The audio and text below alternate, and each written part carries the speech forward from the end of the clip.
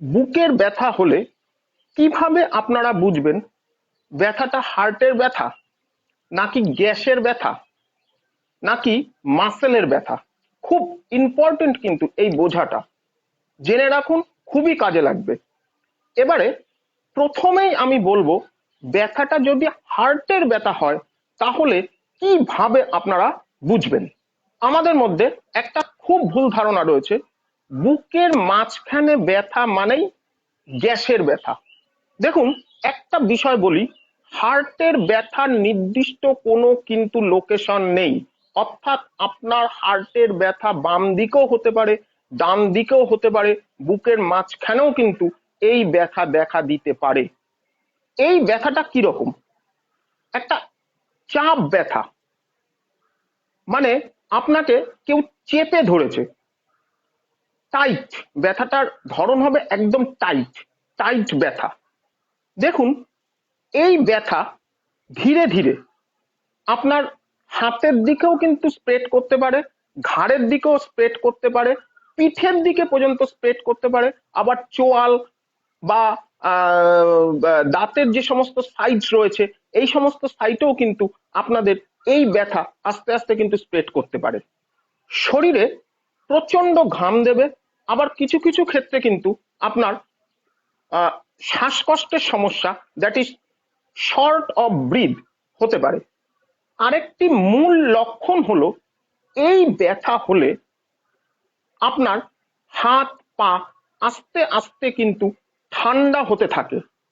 আবার কিছু কিছু ক্ষেত্রে কিন্তু ভমিটিং ভাব, দ্যাট ইজ বমি বমি ভাবও কিন্তু এই ব্যথার ক্ষেত্রে হতে পারে। এই যে বমি বমি ভাব, এটা কিন্তু বেশ কিছুদিন ধরে আপনাদের চলতে থাকবে। ডায়াবেটিক পেশেন্টরা কিন্তু একটু কনসাস হন, কারণ এই অ্যানজাইনাল পেইন কিন্তু ডায়াবেটিক পেশেন্টরা খুব সহজে টের পান না।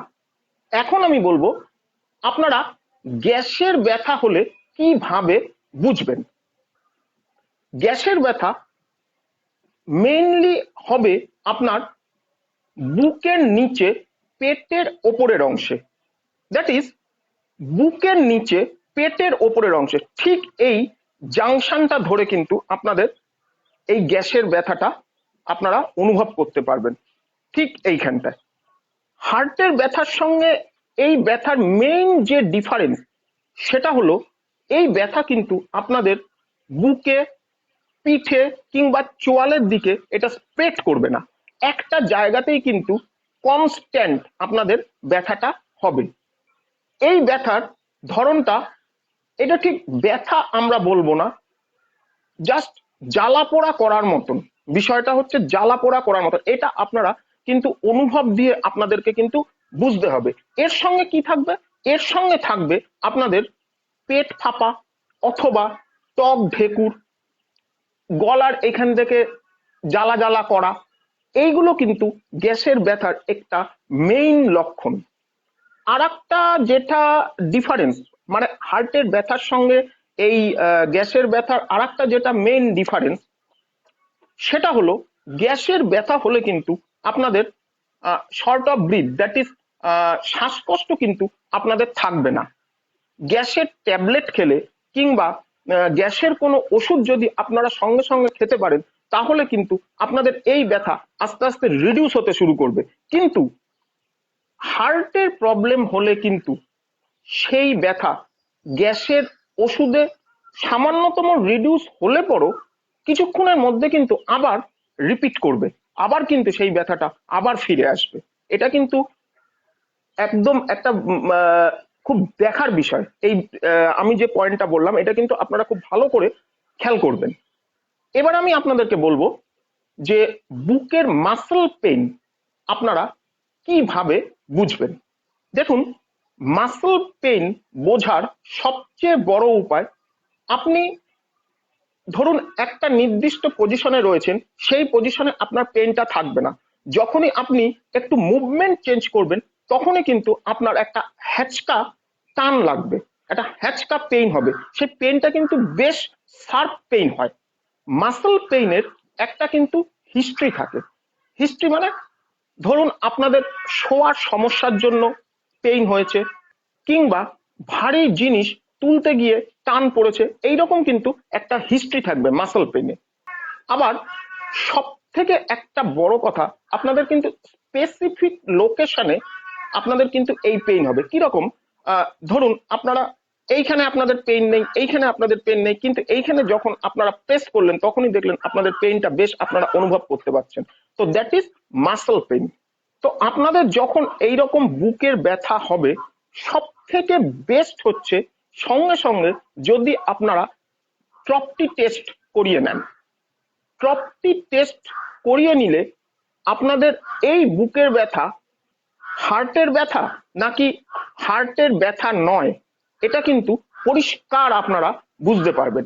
আর যদি আপনারা সঙ্গে সঙ্গে ট্রপটি টেস্ট নাও করাতে পারেন, তাহলে আমি ঠিক যে যে সিমটম গুলো আপনাদেরকে বললাম, ঠিক সেই সিমটম দেখে কিন্তু আপনারা অনেক ক্ষেত্রেই ধরে ফেলতে পারবেন যে এই যে বুকের ব্যথা হচ্ছে, এই বুকের ব্যথাটা হার্ট থেকে আসছে, নাকি গ্যাস ফর্ম করে হয়েছে, নাকি আপনাদের মাসল পেইন।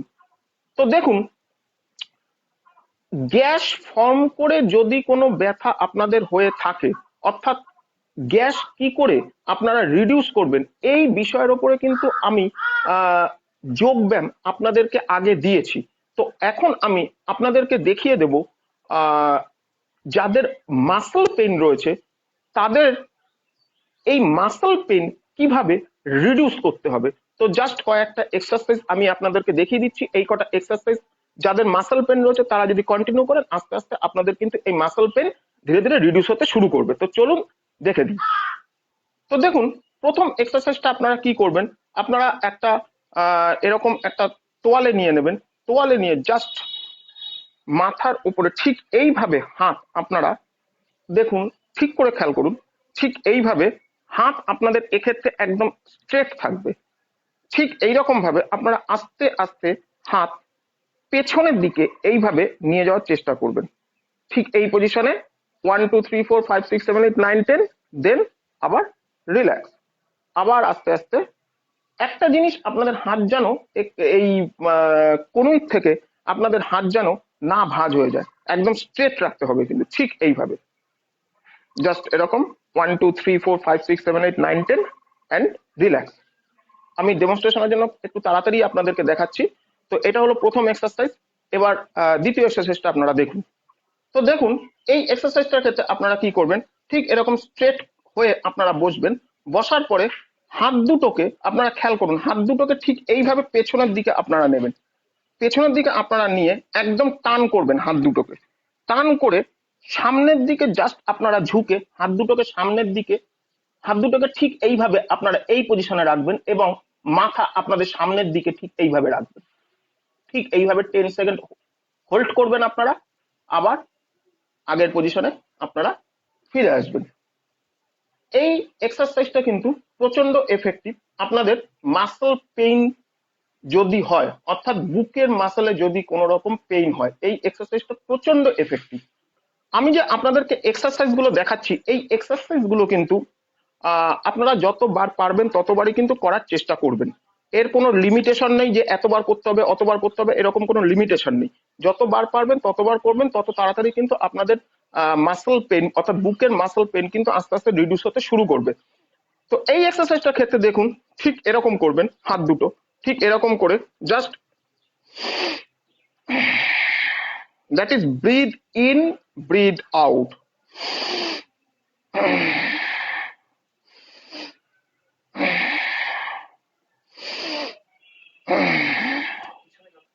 এই যে পেছনে আমি নিলাম, পেছনে কিন্তু আপনারা যত দূর পারবেন তত দূর কিন্তু স্ট্রেচ করানোর চেষ্টা করবেন। ঠিক এরকম ভাবে যত দূর পারবেন টেনে ধরবেন এইভাবে। আবার ব্রিথ আউট, আবার জাস্ট এইরকম। আমি আপনাদের লাস্ট এক্সারসাইজটা দেখিয়ে দিচ্ছি, দেখুন খুব এফেক্টিভ। আপনারা কি করবেন, দেখুন আপনাদের ঠিক যে সাইডটায় ব্যথা, ধরুন আপনাদের এইখানটায় ব্যথা হয়েছে, আপনারা আঙ্গুল দিয়ে দেখলেন, লোকেট করলেন যে আপনাদের এইখানটা ঠিক এই পোর্শনটা জুড়ে আপনাদের ব্যথা, মাসল পেন। তো আপনারা কি করবেন, দেখুন যে দিকটায় ব্যথা তার বিপরীত দিকটায় আপনারা স্ট্রেসটা করবেন। জাস্ট এইরকম, এইরকম করে আপনাদের দেখুন আমি হাতটা কোথায় ধরছি, ঠিক এইভাবে যতদূর পারবেন ঠিক এইভাবে এই হাত দিয়ে আপনারা কিন্তু এই হাতটাকে ঠিক এইভাবে আপনারা টানার চেষ্টা করবেন। 1 2 3 4 5 রিল্যাক্স, আবার 1 2 3 4 5 রিল্যাক্স। যে দিকটায় আপনাদের ব্যথা আপনারা কিন্তু তার বিপরীত দিকটায় স্ট্রেচিংটা করার চেষ্টা করবেন। তো আমি আপনাদের যে কটা এক্সারসাইজ দেখালাম এই কটা এক্সারসাইজ আপনারা যদি আপনাদের বুকের মাসেলের পেইনের জন্য যদি আপনাদের বুকে ব্যথা হয় তাহলে কিন্তু এই কটা এক্সারসাইজ করলেই যথেষ্ট, এর থেকে আর বেশি কোনো এক্সারসাইজ আপনাদের করতে হবে না।